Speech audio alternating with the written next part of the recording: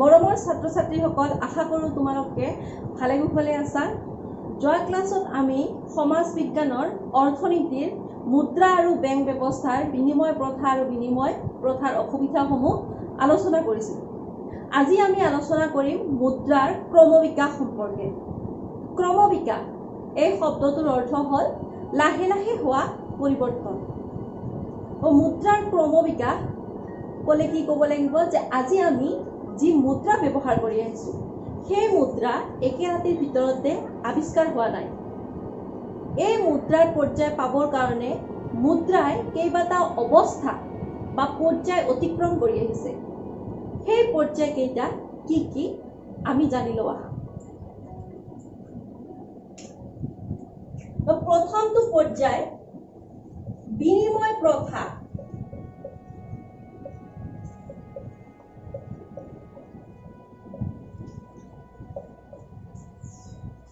এই বিনিময় প্ৰথা আমি যোৱা ক্লাছত সুন্দৰকৈ আলোচনা কৰিছিলোঁ উদাহৰণৰ সৈতে। আশা ৰাখিছোঁ তোমালোকে ভালদৰে বুজি লৈছিলা। তথাপি মই পুনৰবাৰ কৈ দিছোঁ যে বিনিময় প্ৰথা হ'ল সামগ্ৰীৰ সলনি সামগ্ৰী বিনিময় কৰাটোৱে হ'ল বিনিময় প্ৰথা।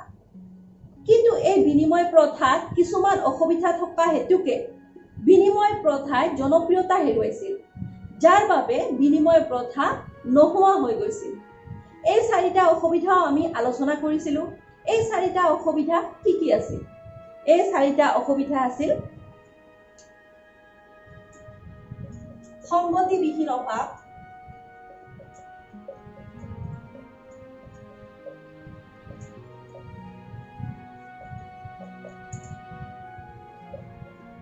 খ আছিল হিচাপ নিকাচৰ উমৈহতীয়া এককৰ অভাৱ,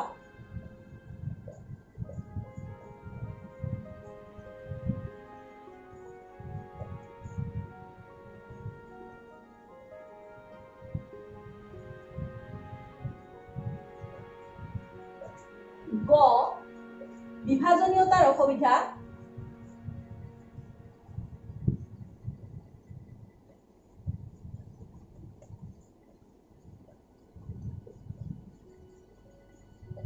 আৰু খ মূল্যৰ ভাণ্ডাৰৰ অভাৱ।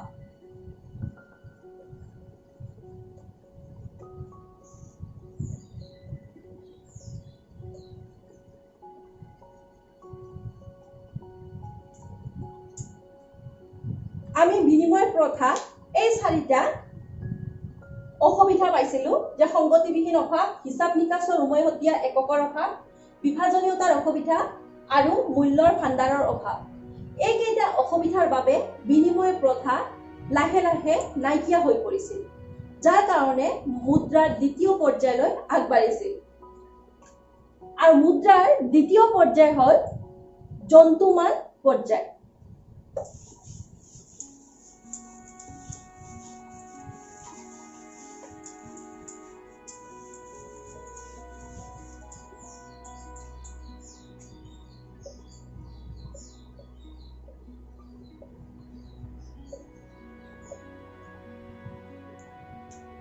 ছাত্ৰ ছাত্ৰীসকল, জন্তুমান কোৱাৰ লগে লগে এটা অনুমান হয় যে বিনিময়ৰ মাধ্যম নিশ্চয় কিবা এটা জন্তুৱে হ'ব।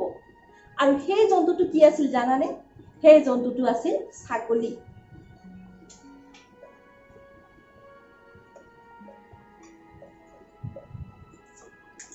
ছাগলীৰ দ্বাৰা বেচা কিনা কৰা হৈছিল। শুনি যদিও বা আচৰিত লাগে, কিন্তু ছাগলীয়ে আছিল বিনিময়ৰ মাধ্যম। এতিয়া এই জন্তুমান পৰ্যায়তো কেইটামান অসুবিধাৰ সৃষ্টি হ'ল, যাৰ বাবে জন্তুমান পৰ্যায় বিলুপ্ত হয়। এতিয়া আমি এই জন্তুমান পৰ্যায়ৰ কি কি অসুবিধা, সেই অসুবিধা কেইটা চাওঁ আহা।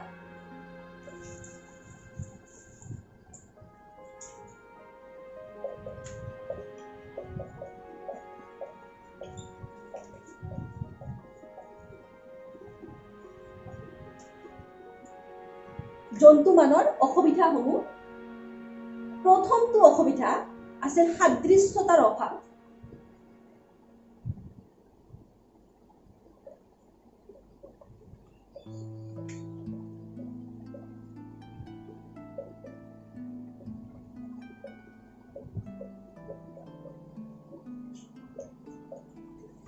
সাদৃশ্যতাৰ অসুবিধা, অৰ্থাৎ ছাগলীবিলাক কি আছিল একে সাদৃশ্যযুক্ত নাছিল। সকলোৰে ৰং আকাৰ বেলেগ বেলেগ আছিল। কোনোবাটো কলা, কোনোবাটো বগা, কোনোবাটো ফকৰা, গতিকে বিভিন্ন ধৰণৰ মানুহৰ পছন্দবিলাক বেলেগ বেলেগ আছিল। কোনোবাই কলা পছন্দ কৰে, কোনোবাই বগা পছন্দ কৰে, কোনোবাই ফকৰাটো পছন্দ কৰে। গতিকে কি হ'ল, ছাগলীবিলাক সাদৃশ্যযুক্ত নোহোৱাৰ বাবে জন্তুমান পৰ্যায়ত এটা ডাঙৰ অসুবিধাৰ সৃষ্টি হৈছিল। গতিকে ইয়াৰ ফলত কি হ'ল, জন্তুমান পৰ্যায় বিলুপ্তিৰ পথত আগবাঢ়িলে। তাৰপিছত দ্বিতীয়টো অসুবিধা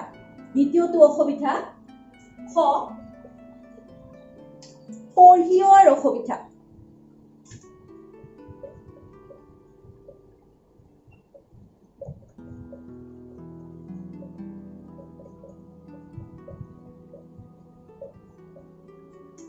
পঢ়িওৱাৰ অসুবিধা।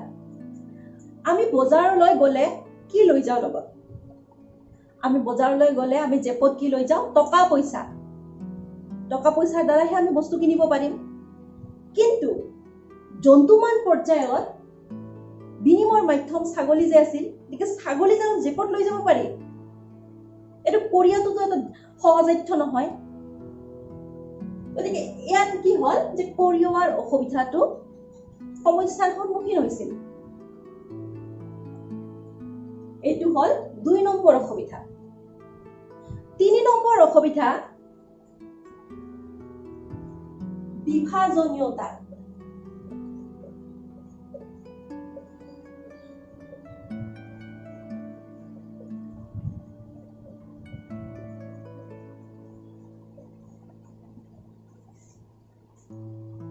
বিভাজনীয়তাৰ অসুবিধা। আমি গম পালো যে জন্তুমান পৰ্যায়ৰ বিনিময়ৰ মাধ্যম ছাগলীটো কি হ'ল, বজাৰলৈ লৈ যোৱা হ'ল।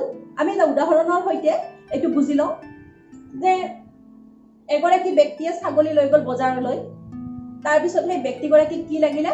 1 কিলো চাউল বিচাৰিলে।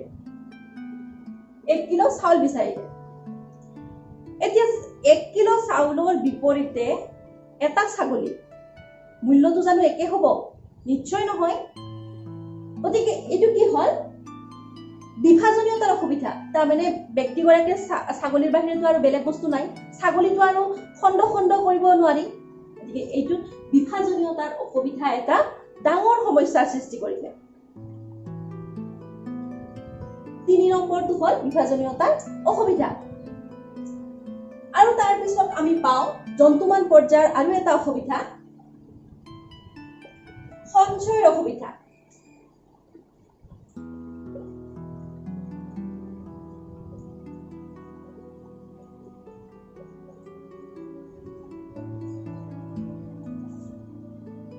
সঞ্চয়ৰ অসুবিধা তাৰমানে জমা কৰিব পৰা নাযায়। আমি টকা পইচাবিলাক জমা কৰি ৰাখোঁ, ভৱিষ্যতৰ বাবে সাঁচি ৰাখোঁ। কিন্তু ছাগলীবিলাক সঞ্চয় কৰাটো ইমান সহজ নহয়।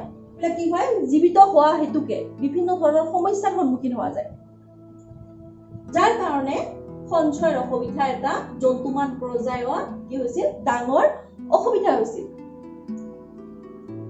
তাৰপিছত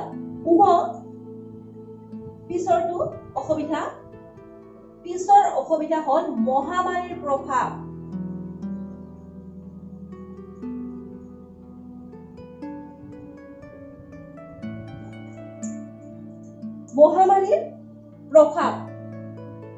এই শব্দটো আজিকালি বহুত চিনাকি, নহয়নে বাৰু? মহামাৰী, যাক ইংৰাজীত কোৱা হয় পেণ্ডামিক। তোমালোকে এই শব্দটো সততে শুনি আছা। বৰ্তমান আমাৰ যিটো মহামাৰী, সেইটো মহামাৰী হ'ল কি? কৰোণাৰ দ্বাৰা গোটেই পৃথিৱী আতংক। পৃথিৱীৰ কিমান জনসংখ্যা কৰোণাত আক্ৰান্ত হৈ মৃত্যুমুখত পৰিলে। ঠিক তেনেদৰে জন্তুমান পৰ্যায়তো যেতিয়া বিনিময় মাধ্যম ছাগলী আছিল আৰু ছাগলীৰ যেতিয়া মহামাৰী হয়, তোমালোকে অনুমান কৰাচোন, আজি যেনেকুৱা পৰিস্থিতি আমাৰ মানুহৰ ক্ষেত্ৰত, ঠিক তেনেকে ছাগলীৰ ক্ষেত্ৰতো কি হৈছিল যে মহামাৰী হলে ছাগলীবিলাক নিশেষ হৈ গৈছিল। আৰু নিশেষ হোৱাৰ ফলত সেইখিনি সময়ৰ অৰ্থনীতিত ডাঙৰ প্ৰভাৱ পৰিছিল। গতিকে এই গুৰুত্বপূৰ্ণ অসুবিধা। এই 5টা অসুবিধাৰ বাবে জন্তুমান পৰ্যায় কি হ'ল নোহোৱা হ'ল আৰু পিছৰ পৰ্যায় যেটো 3 নম্বৰ পৰ্যায় অমুদ্ৰিত ধাতুমান পৰ্যায়লৈ আগবাঢ়িলে।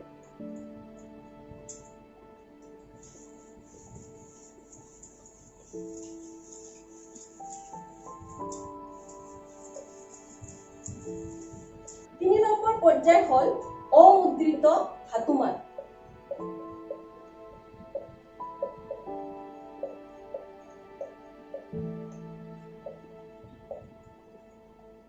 অমুদ্ৰিত ধাতুমান পৰ্যায়ৰ বিনিময়ৰ মাধ্যম আছিল সোণ আৰু ৰূপৰ টুকুৰাসমূহ।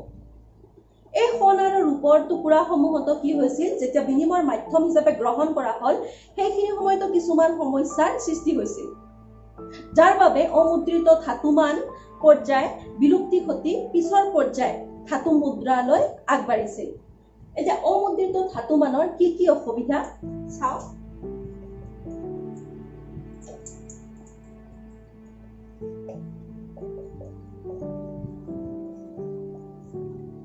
প্ৰথমটো অসুবিধা বিশুদ্ধতাৰ অসুবিধা।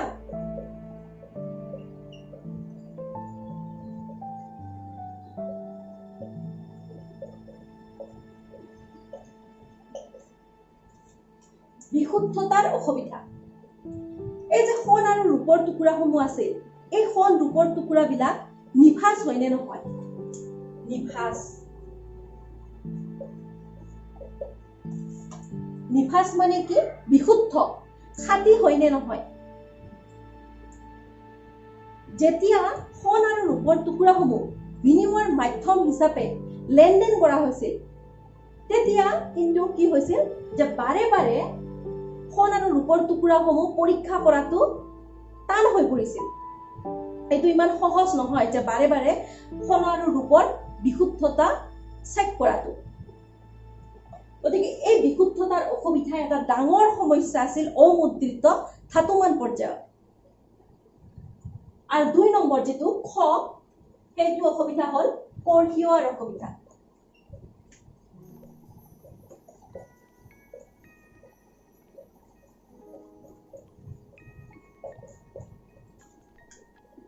খ হল কঢ়িওৱাৰ অসুবিধা। সোণ আৰু ৰূপৰ টুকুৰাবিলাক কিমান মূল্যৱান, গতিকে এই মূল্যৱান ধাতুবিলাক এখন ঠাইৰ পৰা আনখন ঠাইলৈ লৈ যাওঁতে বহুতো সমস্যাৰ সৃষ্টি হৈছিল। কঢ়িয়াই লৈ যাবলৈ অসুবিধা হৈছিল। এইবিলাক লৈ যাওঁতে যদি চুৰি ডকাইতিৰ হাতত ধৰা পৰে, গতিকে কঢ়িওৱাৰ অসুবিধাটো এটা মুখ্যতঃ সমস্যাৰ সৃষ্টি কৰিছিল, যাৰ বাবে অমুদ্ৰিত ধাতুমান পৰ্যায় নাইকিয়া হৈ পৰিল। গতিকে ছাত্ৰ ছাত্ৰীসকল আমি অমুদ্ৰিত ধাতুমানৰ অসুবিধাসমূহ পালো। ক বিশুদ্ধতাৰ অসুবিধা আৰু খ কঢ়িওৱাৰ অসুবিধা। 4 নম্বৰ পৰ্যায়। 4 নম্বৰ পৰ্যায়টো কি হল? 4 নম্বৰ হল ধাতু মুদ্ৰা।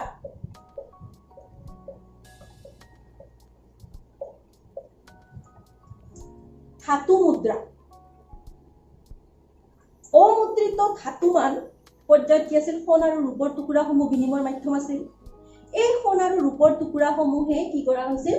ধাতু মুদ্ৰাত আকাৰ দিয়া হৈছিল। আকাৰ দিয়া হৈছিল আৰু এইবিলাক বিনিময়ৰ মাধ্যম হিচাপে গ্ৰহণ কৰা হৈছিল।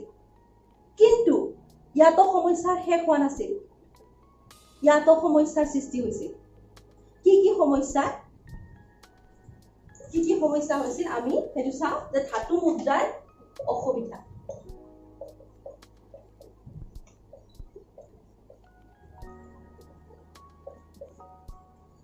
ক কঢ়িওৱাৰ অসুবিধা।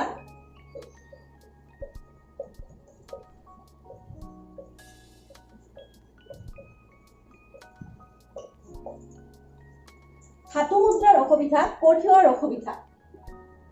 অমুদ্ৰিত ধাতুমান পৰ্যায়ত যেনেকে সোণ ৰূপৰ টুকুৰাবিলাক নিৰাপদ স্থানলৈ লৈ যাবলৈ অসুবিধা আছিল, ঠিক তেনেকে ধাতু মুদ্ৰাতো কঢ়িওৱাৰ অসুবিধা হৈছিল, যাৰ ফলত ধাতু মুদ্ৰা বিলুপ্ত ঘটিছিল। আৰু দ্বিতীয় অসুবিধা দ্বিতীয় অসুবিধা আছিল যোগান সীমিত।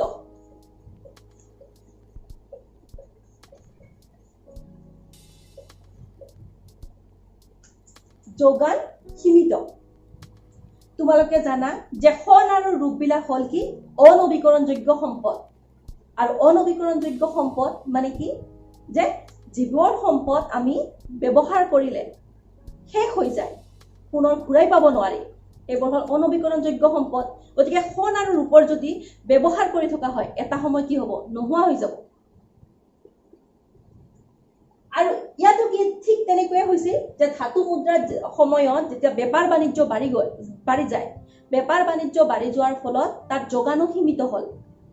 আৰু যোগান সীমিত হোৱাৰ ফলত কি হ'ব, তাৰ যিটো ধাতু মুদ্ৰাৰ পৰ্যায় সেইটো নিশ্চয় অসুবিধাৰ সৃষ্টি হ'ব, যাৰ ফলত ধাতু মুদ্ৰাই কি হল বিলুপ্ত ঘটিল। আৰু ধাতু মুদ্ৰাৰ পিছত বিকল্প পৰ্যায়ৰ অনুসন্ধান কৰিলে, আৰু সেই বিকল্প পৰ্যায় যিটো 5 নম্বৰ পৰ্যায়লৈ আহিল সেইটো হল কাগজী মুদ্ৰা। 5 নম্বৰ পৰ্যায় হল কাগজী মুদ্ৰা।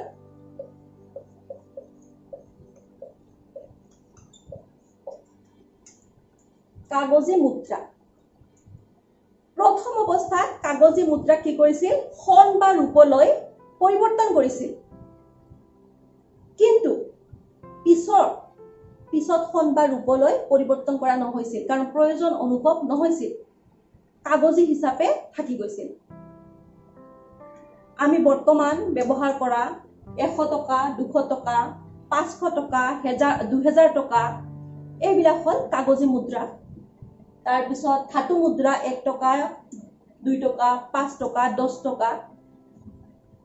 কিন্তু 2016 চনত আমি কি পাইছো, 2016 চনৰ নৱেম্বৰ মাহত আমাৰ দেশৰ প্ৰধানমন্ত্ৰী নৰেন্দ্ৰ মোদী ডাঙৰীয়া কি কৰিছিল, বিমুদ্ৰাকৰণ, ডিমনিটাইজেশ্যন, যে 500 টকা আৰু 1000 টকাটো পৰিৱৰ্তন কৰিছিল। 500 টকা 1000 টকা পৰিৱৰ্তন কৰি 500 টকা আৰু 2000 টকালৈ নতুনকৈ এখন কি কৰিলে, বজাৰত মেলি দিলে। এতিয়ালৈকে আমি কি পোৱা নাই, কাগজী মুদ্ৰাৰ অসুবিধা পোৱা নাই। আৰু আমাৰ কিজানি পিছৰ প্ৰজন্মই যদি কাগজী মুদ্ৰাৰ অসুবিধা পায় তেতিয়াহ'লেও এই 5 নম্বৰৰ পিছত 6 নম্বৰ ক্ৰমবিকা তাৰ ঠাই বেলেগ এটা বস্তুৱে পুৰাব। আৰু এটা কথা ছাত্ৰ ছাত্ৰীসকল, তোমালোকে জানানে আজিকালি কি কৰা হয়, উন্নত আৰু উন্নয়নশীল দেশবিলাকত চেকৰ ব্যৱহাৰ কৰা হয়, চেকৰ দ্বাৰা বস্তু বেচা কিনা কৰা হয়। আৰু এটা আছে কি এটিএম, প্লাষ্টিক মানি বুলি কোৱা হয় এটিএমৰ দ্বাৰা লেনদেন কৰা হয়। মৰমৰ ছাত্ৰ ছাত্ৰীসকল, আজি আমি আলোচনা কৰিলো মুদ্ৰাৰ ক্ৰমবিকাশ সম্পৰ্কে। আশা কৰো তোমালোকে এই পাঠটো ভালদৰে বুজি পালা। ইয়াত কেনেকুৱা ধৰণৰ প্ৰশ্ন আহিব পাৰে, সম্ভাৱ্য প্ৰশ্ন উত্তৰ।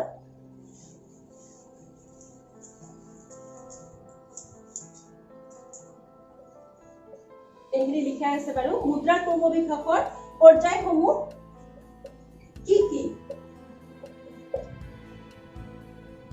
উত্তৰ কি লিখিম আমি? 1 নম্বৰ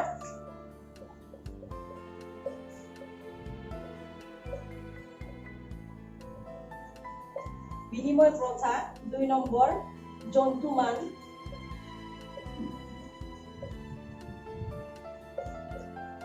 3 নম্বৰ অমুদ্ৰিত ধাতুমান,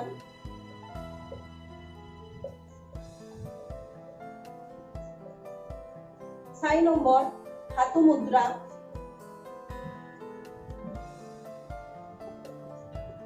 5 নম্বৰ কাগজী মুদ্ৰা।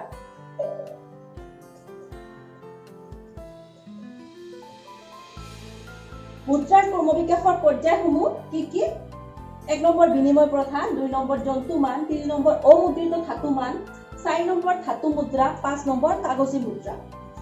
আৰু ইয়াত এনেকুৱা ধৰণৰ প্ৰশ্ন আহিব পাৰে যে মুদ্ৰাৰ ক্ৰমবিকাশৰ প্ৰথমটো পৰ্যায় কি? অকল প্ৰথমটো সুধিব পাৰে। তেতিয়াহ'লে ইয়াৰ উত্তৰ হ'ব বিনিময় প্ৰথা। বিনিময় প্ৰথা হ'ব ইয়াৰ উত্তৰ। ইয়াৰ উপৰি আৰু আহিব পাৰে যে জন্তুমান পৰ্যায়ৰ বিনিময় মাধ্যম কি? আমি পাই আহিছো যে জন্তুমান পৰ্যায়ৰ বিনিময় মাধ্যম হ'ল ছাগলী। ইয়াৰ উপৰি আৰু আহিব পাৰে যে অমুদ্ৰিত ধাতুমান পৰ্যায়ৰ বিনিময় মাধ্যম কি? উত্তৰ হ'ব কি সোণ আৰু ৰূপৰ টুকুৰা। ছাত্ৰ ছাত্ৰীসকল, আজি আমি মুদ্ৰাৰ ক্ৰমবিকাশৰ পৰ্যায়সমূহ বিশদভাৱে আলোচনা কৰিলো। আশা ৰাখিলো তোমালোকে ভালদৰে বুজি পালা। আজি আমি পাঠটো ইয়াতে সামৰিলো। ধন্যবাদ।